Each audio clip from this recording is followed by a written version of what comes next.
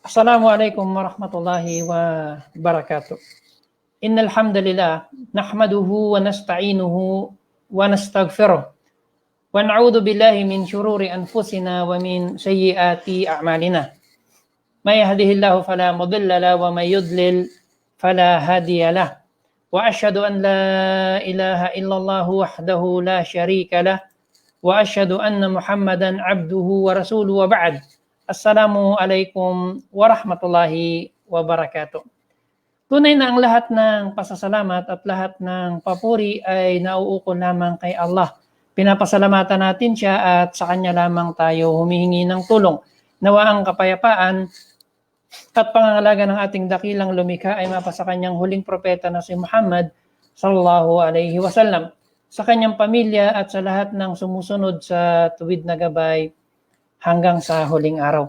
Mga minamahal na kapatid sa pananampalataya, ngayon po ay ika-10 araw na natin sa buwan ng Ramadan. Halos ikatlong bahagi na ng buwan na to yung ating nalagpasan at nadaanan.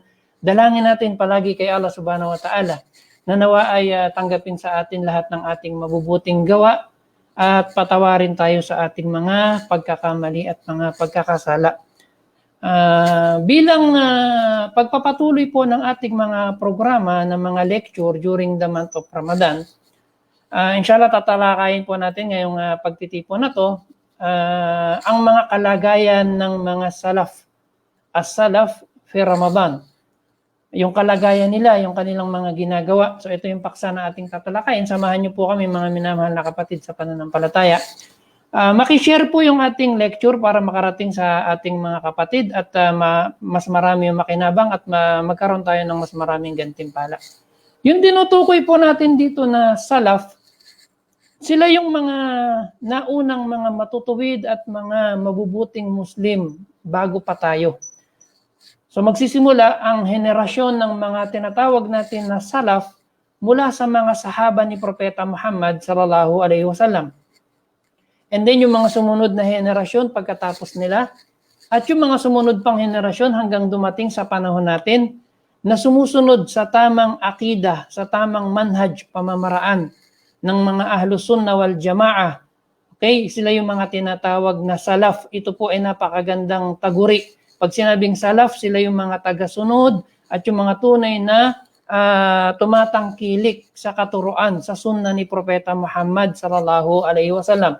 So ating tutunghayan yung kanilang mga gawain, yung kanilang mga naiwan na mga magagandang katuruan at tradisyon sa atin, yung mga nauna sa atin. So yung ayan ang ating paksa na ating tatalakayin. So salam po sa lahat ng mga kapatid natin na bumabati ng salam bago tayo magpatuloy ng ating paksa. Sa pagbabasa ng Quran, ano ba ang kalagayan ng mga salaf o yung mga naunang matutuwid na Muslim sa atin kapag dumarating ang buwan ng Ramadan at yung pakikitungo nila sa banal na Quran? Ang buwan ng Ramadan po ay natatanging buwan para sa pagbabasa ng Quran. Sabi ni Allah subhanahu wa ta'ala sa Quran, Syahru Ramadan alladhi unzila fihi al-Quran. Ang buwan ng Ramadan na kung saan ito o dito ipinababa ang banal na Quran. Kaya napaka-special ng buwan na to sa pagbabasa ng Quran. Kaya nga, nagsisikap ang mga salaf, yung ating mga naunang ulama at matutuwid na Muslim, rahimahumullah, na paramihin ang pagbabasa ng Quran kapag dumarating ang buwan ng Ramadan. Ayon kay Ibrahim an-Nakhai, noon si Al-Aswad bin Yazid ay natatapos niyang basahin ang buong Quran sa Ramadan tuwing ikalawang araw. Imagine niyo po ito itong si Al-Aswad bin Yazid, natatapos niyang basahin ang buong Quran sa Ramadan tuwing ikalawang araw. Allahu Akbar. At natutulog lamang siya sa pagitan ng Maghrib at Isya. At kapag hindi Ramadan, ay natatapos niyang basahin ang buong Quran tuwing ika-6 na araw. Tuwing ika-6 na araw. La ilaha illallah, may programa tayo ng di ba may programa tayo na binuksan na nagbabasa tayo ng Quran tuwing gabi ng Ramadan. Ika-10 araw na tayo po Ika-10 araw na tayo, pero nasa Suratul An'am pa lang tayo. Nasa Suratul An'am pa lang tayo. Subhanallah, itong mga tao na to, sabi rito, tuwing buwan ng Ramadan, natatapos niyang basahin ng yung buong Quran. Okay? Kapag buwan ng Ramadan, la ilaha illallah. Ganun sila kasikap, ganun nila inilalaan at inuubos yung kanilang mga oras sa pagbabasa ng Quran. Ayon kay Abdul Malik bin Abi Sulaiman, mula kay Sa'id bin Jubair, siya ay natatapos niyang basahin ang buong Quran sa tuwing ikalawang araw. Sa tuwing ikalawang araw. Itong tao na to, natatapos daw niya nabasahin ang buong Quran sa tuwing ikalawang araw. Noon si Al-Walid bin Abdul Malik, tinatapos niya nabasahin ang buong Quran tuwing ikatlong araw. At kapag Ramadan, ay natatapos niyang basahin ang buong Quran ng 17 beses. Imagine mga kapatid. Sa buong buwan daw ng Ramadan, itong si Al-Walid bin Abdul Malik natatapos niyang basahin ang buong Quran ng 17 beses. Allahu Akbar. Sabi ko sa inyo tayo, ika-10th day na, nasa Suratul An'am pa lang. Yung iba, yung mga advance, siguro baka nakakalahati na o baka may nakatapos na, mashallah, jazahumullahu khairan. Pero subhanallah, ganito ang pagsisikap at pagpupursigi na ginagawa ng ating mga ulama, ng ating mga salaf sa pagbabasa ng Quran kapag dumarating ang buwan ng Ramadan. Ayon kay Al-Qasim bin Ali, habang inilalarawan niya ang kanyang ama na si Ibnu Asakir, sabi ni Al-Qasim bin Ali, sabi niya, ang aking ama lagi niyang nilalahukan ang salatul jamaah at lagi niyang binabasa ang Quran. Natatapos niyang basahin ang buong Quran linggo-linggo. At kapag Ramadan ay natatapos niya itong basahin araw-araw, la ilaha illallah. Si Ibnu Asakir, isa sa mga ulama natin sa Islam, okay, na kabilang sa mga salaf, sabi nung kanyang anak, linggo-linggo daw natatapos nung kanyang ama ang pagbabasa ng buong Quran. Kapag Ramadan, araw-araw. Allahu Akbar, 30 times na tinatapos ni Ibnu Asakir ang pagbabasa ng Quran kapag dumarating ang buwan ng Ramadan. Ganun sila katyaga, ganun sila kasakripisyo pagdating sa pagbabasa ng Quran kapag buwan ng Ramadan. Sinabi ni Salam bin Abi Muti, noon si Qatada ay natatapos na basahin ang buong Quran tuwing ika-7 araw, kapag hindi Ramadan At kapag dumarating ang Ramadan, natatapos niyang basahin ang buong Quran tuwing ika-3 araw. At kapag dumadating ang huling 10 araw ng Ramadan, ay natatapos niyang basahin ang Quran araw-araw. La ilaha illallah. Allahu Akbar. Tingnan niyo po, mga minamahal na kapatid sa pananampalataya, yung ating mga salaf, kung gaano yung pagsasakripisyo nila, hirap nila, at pagpupursige nila sa pagbabasa ng salita ni Allah subhanahu wa ta'ala, lalo na kapag buwan ng Ramadan. Biyayaan nawa tayo ni Allah subhanahu wa ta'ala, kahit ng kaunti na kasipagan at pagsisikap, pagsasakripisyo, para maglaan ng mga oras at panahon sa pagbabasa ng kanyang libro. Tayo, ganun ang ginagawa ng ating mga ulama, ng ating mga salaf sa pagbabasa ng Quran. Tayo, dadako naman tayo kung ano ang ginagawa ng ating mga salaf sa pagdarasal sa gabi ng Ramadan, yung tinatawag na Salatut Tarawih, yung Qiyamul Lail, yung ating mga salaf, ano ang kanilang pamumuhay pagdating dito. Mula kay As-Sa'ib bin Yazid, inutusan ni Umar ibn Khattab radiyallahu anhu si Ubay bin Ka'ab at Tamim ad-Dari radiyallahu anhum na tumayo kasama ang mga tao at magdasal sa gabi ng Ramadan, yung sinatawag natin na Salatot Tarawih. At noon, ang imam ay nagbabasa ng daang-daang aya sa isang rak'a po Sa isang rak'a, daang-daang aya ang kanilang binabasa. Hanggang ang iba sa amin, sabi niya, ay gumagamit na ng tungkod sa haba ng pagtayo. At halos natatapos kami bago magmadaling araw. Ito yung mga salaf natin, pagdating sa Qiyamul Layl o Salatot Tarawih at Tahajjud, sa buwan ng Ramadan, daang-daang aya daw ang binabasa sa isang rak'a. La ilaha illallah. Anyway, siguro katanggap-tanggap naman yung kalagayan natin. Kasi ngayon ay pandemic. Medyo nagkakaroon ng restriction sa ating mga masjid na kung saan ay hindi pinapahintulutan na magsagawa ng mahabang pagsasagawa ng Salatot Tarawih dahil nga sa malakas na hawahan ng coronavirus. Hindi, naalala ko lang po kasi itong may masjid na malapit dito sa amin. Yung Salatot Tarawih, bawat rak'a babasa ng Al-Fatiha and then isang aya sa Suratul Baqarah. And then yung, subhanallah, ganun yung ginagawa natin. Napakalayo nung ating ginagawang pagsamba kumpara dun sa ating mga salaf. Eto nung kapanahonan pa ni Omar ibn Khattab, inuutusan niya yung mga imam sa Masjid Nabawi na ganun ang gawin na pagdarasal sa mga gabi ng Ramadan. Ayon kay Imran bin Hudair, noon si Abu Majlis ay nag-iimam sa isang barangay sa Ramadan. Kapag Ramadan, tinatapos niyang basahin ang buong Quran tuwing ika-7 araw. Nai-imagine niyo po to, magsasala sila ng Salatot Tarawih. Itong imam na to, okay, nag-iimam siya sa isang masjid, si Imran bin Hudair, okay? Si Abu Majlis, nag-iimam siya sa isang lugar. Every week natatapos niyang basahin ang buong Quran. So sa buong Ramadan, sa Salatot Tarawih, 4 na beses nilang tinatapos yung buong Quran. Ganun sila kasipag, katyaga.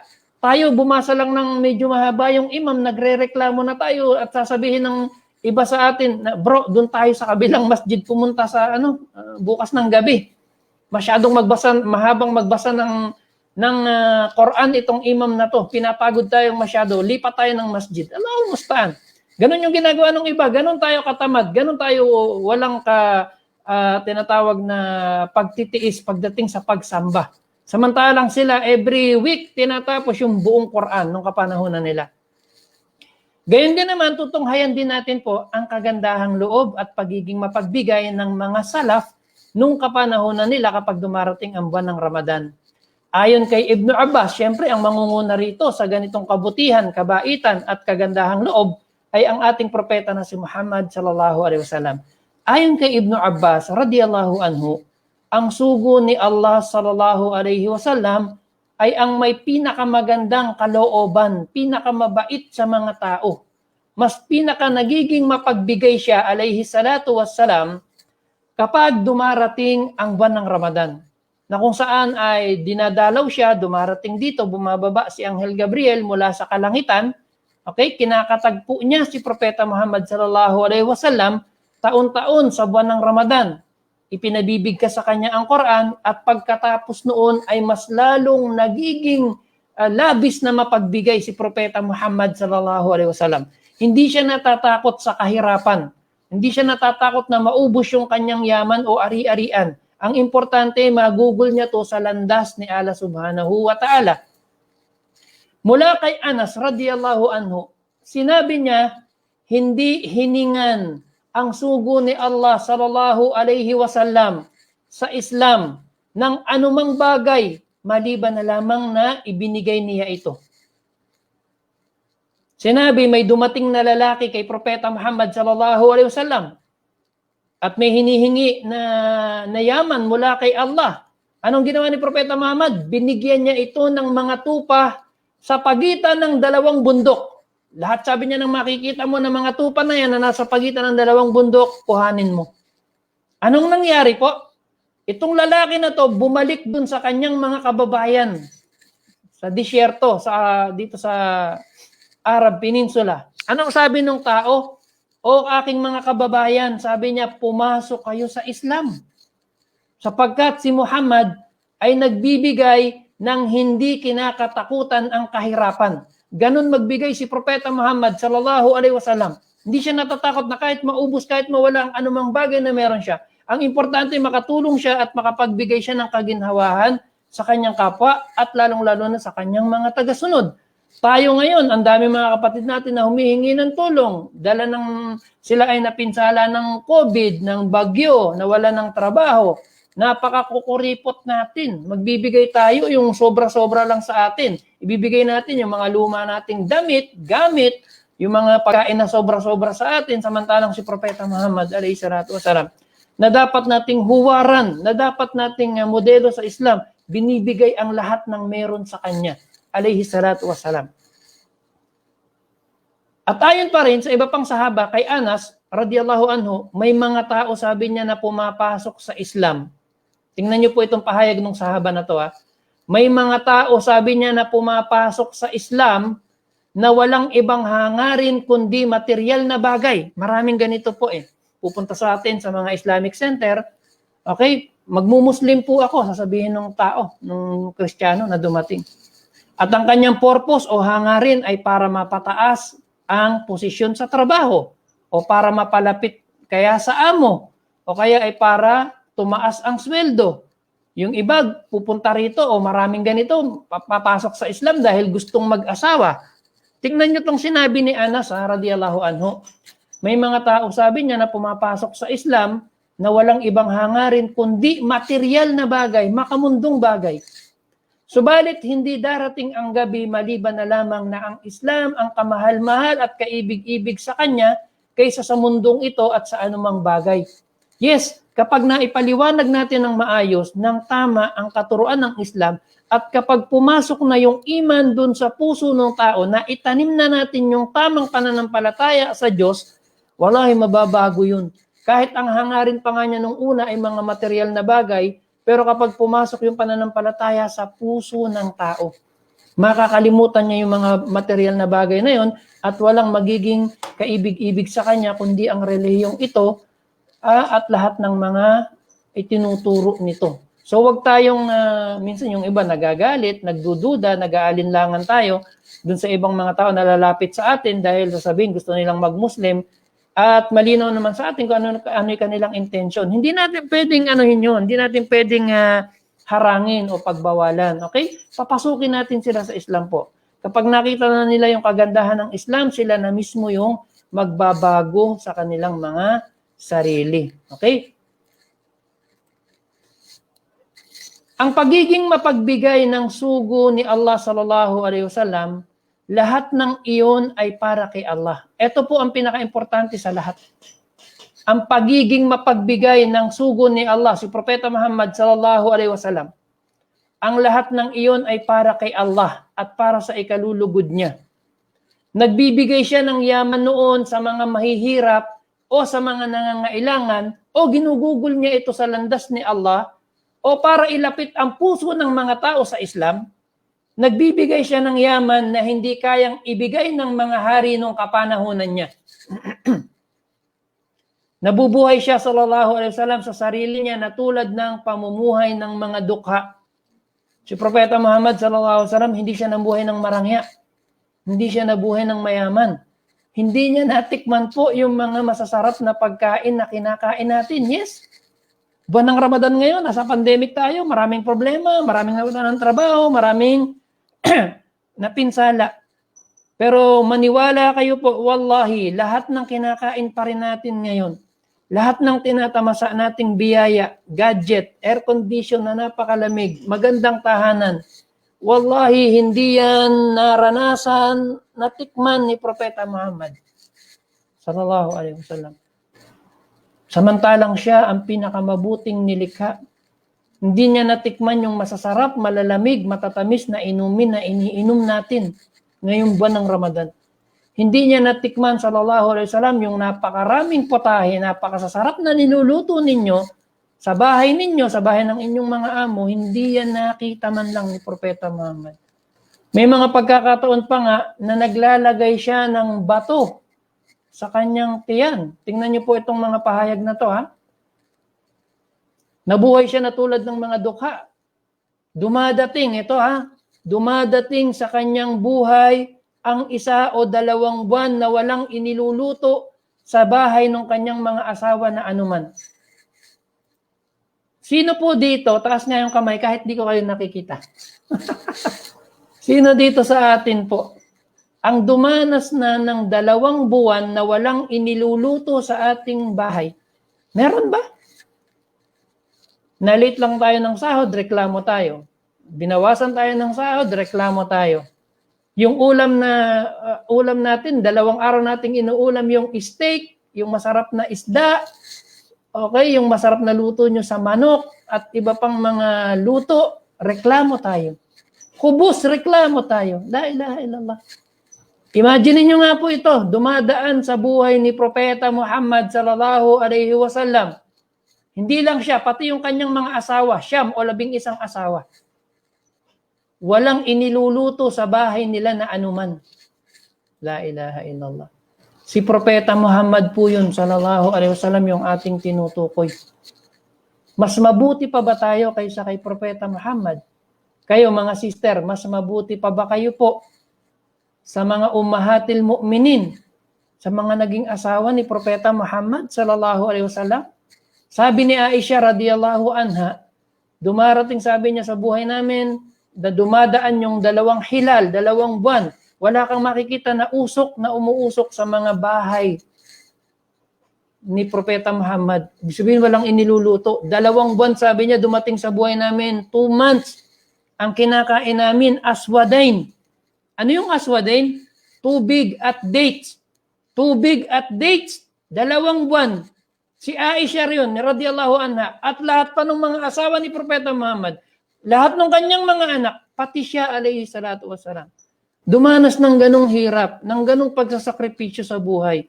Mas mabuti pa ba tayo kaysa kay Propeta Muhammad? Ya ukhtil muslima, mas mabuti pa ba tayo kaysa sa mga asawa ni Propeta Muhammad, sa mga anak niya? Sila dumanas ng ganon. Pero tayo, mas malaki yung reklamo natin kaysa sa pasasalamat. Subhanallah. Ito pa po, tingnan nyo to ha. Sabi rito, may pagkakataon na nag-iipit pa nga siya, sallallahu alaihi wasallam, ng bato sa kanyang tiyan dahil sa sobrang gutom na dinadanas, sa sobrang sakit ng tiyan, sa sobrang gutom, naglalagay ng bato si Propeta Muhammad, sallallahu alaihi wasallam, sa kanyang tiyan.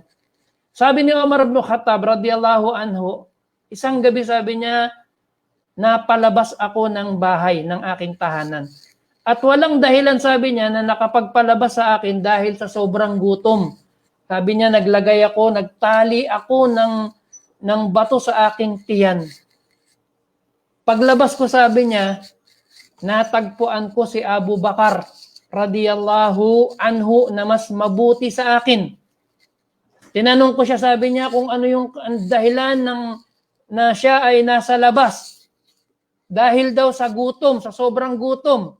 At nakita ko, sabi niya, mas malaki yung bato na itinali niya sa kanyang tiyan kaysa dun sa bato na itinali ko.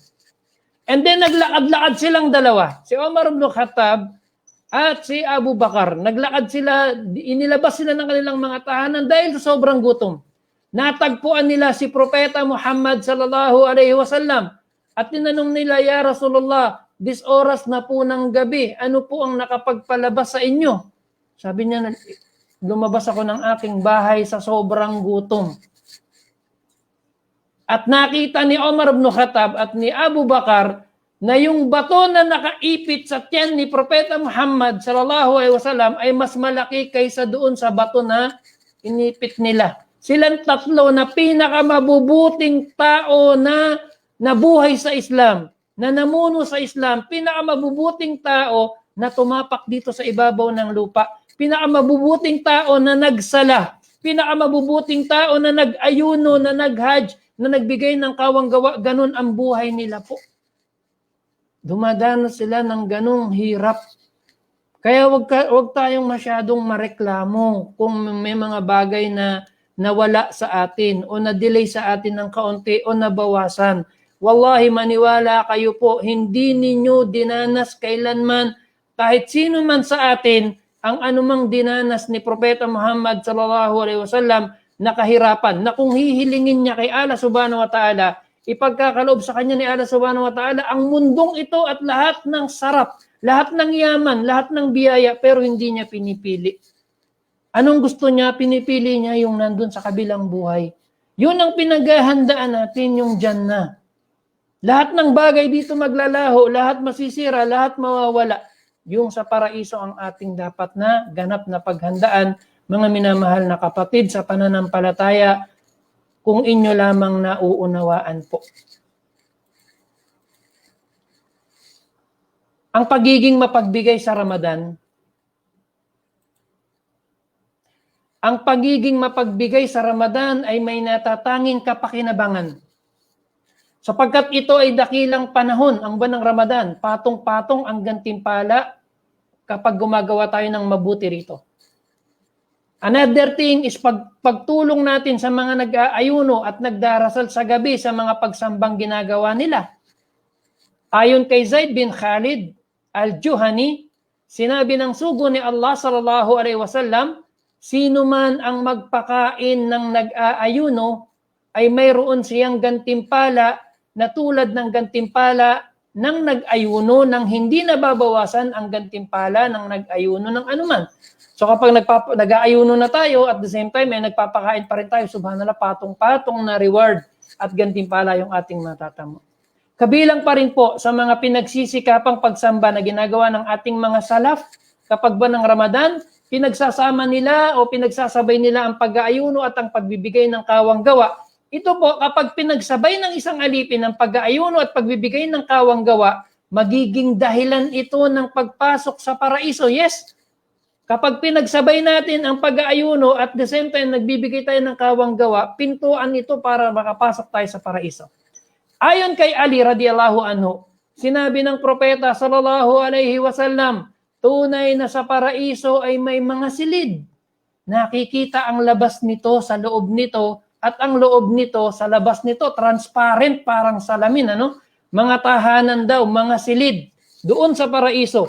Tumayo yung isang Arabi at sinabi, Ya Rasulullah, kanino po yung mga tahanan na yun?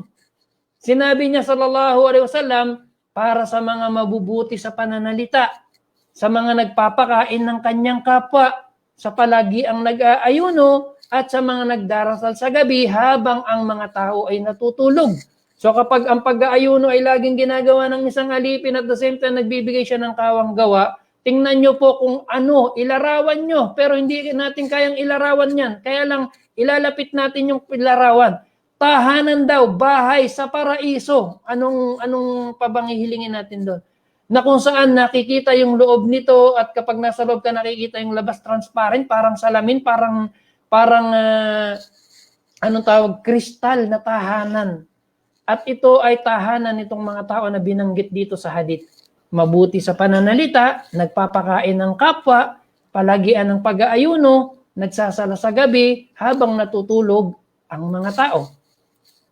Ayon kay Ibn Rajab, sinabi ni Ash-Shafi'i, kanais-nais sa Muslim na dagdagan ang pagiging mapagbigay sa buwan ng Ramadan bilang pagtulad sa sugo ni Allah sallallahu alaihi wasallam at sa mga pangangailangan ng mga tao sa ikabubuti nila